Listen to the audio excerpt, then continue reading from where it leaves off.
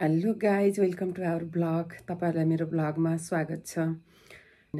आज हाम्रो सबैभन्दा ठुलो एकादशी यानि कि हरिबोधिनी एकादशीको उपलक्ष्यमा सम्पूर्ण मेरा साथीभाइ, दिदीबहिनी, आफन्त सम्पूर्णलाई धेरै धेरै शुभकामना व्यक्त गर्न चाहन्छु।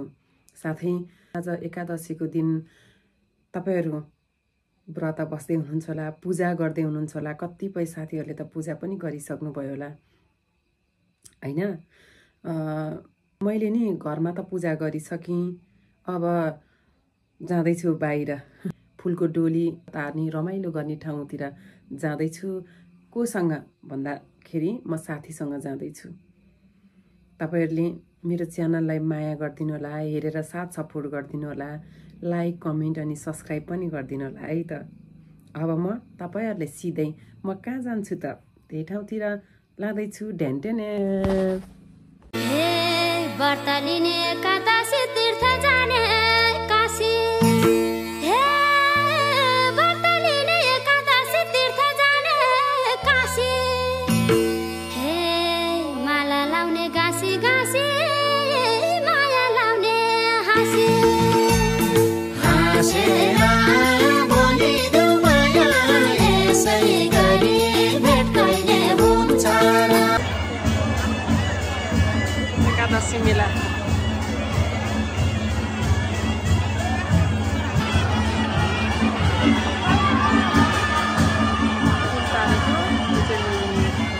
मादी र सेती मिसिएको सङ्गम स्थल भन्छन् है।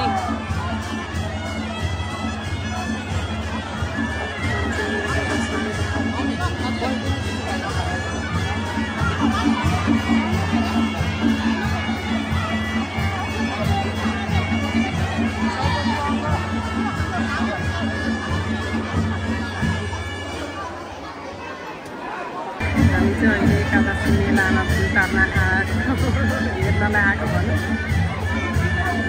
यहाँ पूजापाठ गरियो, अझै देखाउन पाइले एकदम भिड भएको भनेर चाहिँ यता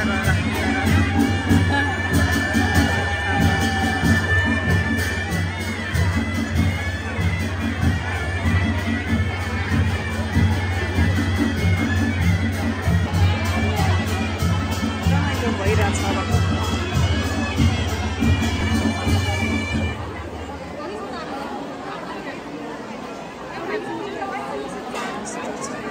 अब एकैछिन एउटा बुढा बाजे यहाँ नदीमा फसेर यहाँ बुढा बाजे खसेर एकदम डेन्जर भइरहेको थियो होइन। यहाँ पौडी खेल्न जाने मान्छेले चाहिँ भर्खर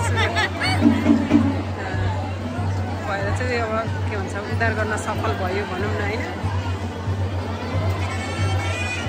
एकदम राम्रैसँग सफल गर्न सक्यो। डर लाग्दै भयो नि चरा एकदम। यहाँ हेर्ने क्रममा यो डिलमा बस्नु भएको रहेछ। अनि त्यही क्रममा चाहिँ बुढा बाजे फसेको हो अथवा खोइ के गरेर कसरी फस्यो के झुक्किएको अन्त के गरेर। अनि त्यहाँ पौडी खेल्न जान्ने मान्छेहरू छेउछाउमा हुनुहुँदैछ। ती मान्छेहरू चाहिँ बल्ल तल्ल यताउता गरेर निकाल्ने प्रयास गरेर सफल भयो, उद्धार भयो।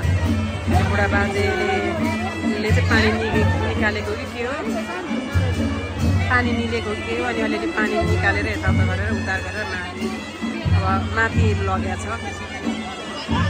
उतारिरहेको छ। यहाँको अवस्था यस्तो छ।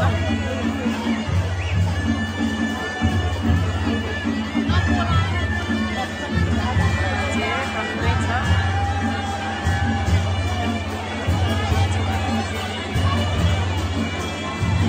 यता यस्तो छ, यता फेरि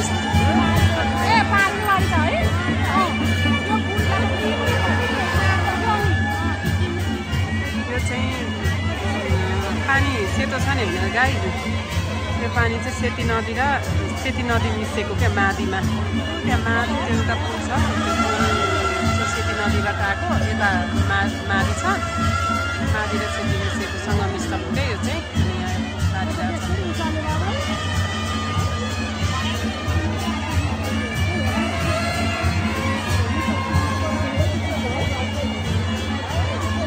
एकदम अब यो 7 दिन भइसक्यो आज पानी परेको भएर चाहिँ एकदम खोला पनि नदी पनि बढेको हुनाले चाहिँ एकदम जोखिमपूर्ण पनि छ।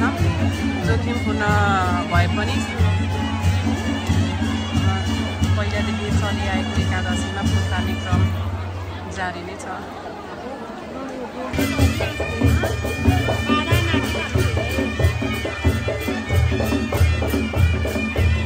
पानी परेर बिजोग छ।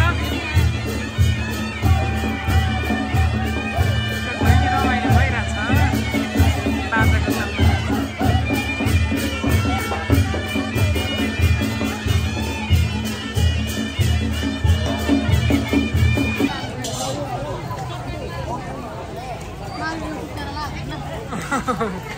आज एकादशी यस्तो छ गाइज। हामी चाहिँ अब फर्केको अब घरतिर।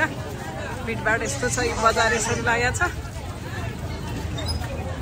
पानी परेर बिजोग एकादशी बजार होइन, छाता बजार चाहिँ भन्नु पर्ला जस्तो छ। हामी छाता ओढेर यसरी हिँडेको एकादशीमा। हेलो गाइज, दमौली बजार यहाँ। अहिले दमौली बजारको यहाँ चोकमा आइपुग्यौँ। अब हामी घर जाँदैछौँ। साथीहरू पानी परेर बिजोग छ। खुट्टाको हालत यस्तो छ है साथी, खुट्टाको हालत यस्तो छ। पुरै पानीले भिजी हामी हिँडिरहेको। आजलाई यति नै। फेरि अर्को नेक्स्ट ब्लगमा फेरि भेटौँला। Okay, by by.